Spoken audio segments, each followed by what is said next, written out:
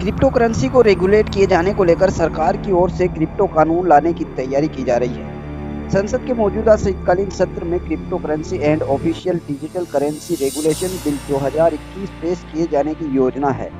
हालांकि अभी तक की स्थितियों में इस विधेयक के अब इस सत्र में पेश किए जाने की संभावना काफी कम ही दिख रही है, लेकिन इतना तय है कि क्रिप्टो को रेगुलेट किए जाने की दिशा में सरकार ने तैयारियां शुरू कर दी है। ऐसा किया जाना लाजमी भी है, क्योंकि भारत उन देशों की सूची में सबसे टॉप पर है जहां के लोगों ने क्रिप्टो में इन्वेस्ट किया हुआ है। दुनिया के अन्य देशों की तुलना में क्रिप्टो में निवेश करने वालों की संख्या भारत में सबसे ज्यादा करीब 10 करोड़ है, जिन्होंने करीब 70,000 करोड़ रुपए की रकम क्रिप्टो में निवेश कर रखी है। ऐसे में चूंकि क्रिप्टो कोई लीगल करेंसी नहीं है, इसलिए सरकार निवेशकों के हितों की सुरक्षा को ध्यान में रखते हुए क्रिप्टो बिल लाने की तैयारी कर रही है।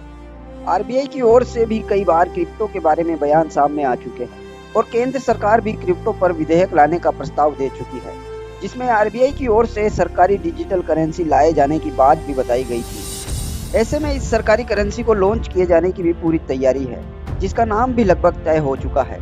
आरबीआई के केंद्रीय बोर्ड की ओर से सेंट्रल बैंक डिजिटल करेंसी यानी कि सीबीडीसी लॉन्च किए जाने के लिए सरकार की मंजूरी का इंतजार किया जा रहा है।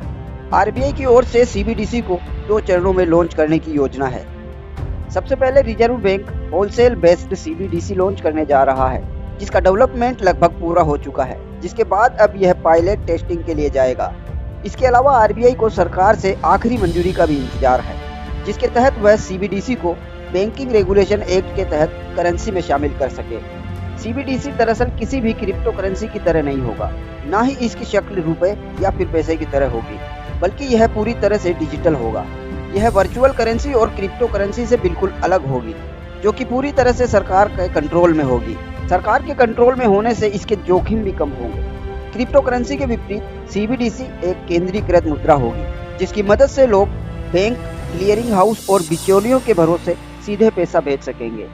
बता दें कि 30 नवंबर को वित्त मंत्री निर्मला सीतारमण ने राज्यसभा में प्रश्नकाल सत्र के दौरान क्रिप्टो करेंसी के बारे में कहा था कि यह एक जोखिम भरा क्षेत्र है और पूर्ण नियामक ढांचे में नहीं है। क्रिप्टो करेंसी को लेकर आरबीआई और सेबी के माध्यम से जागरूकता पैदा करने के लिए कदम उठाए गए हैं और सरकार जल्द ही क्रिप्टो को लेकर एक विधेयक पेश करेगी। बहरहाल देश के 10 करोड़ क्रिप्टो निवेशकों की 70,000 करोड़ रुपए की बड़ी रकम को सुरक्षित किए जाने की दिशा में सरकार क्या रणनीति बना रही है, इसके लिए फिलहाल क्रिप्टो करेंसी विधेयक को पेश किए जाने तक इंतजार ही करना होगा।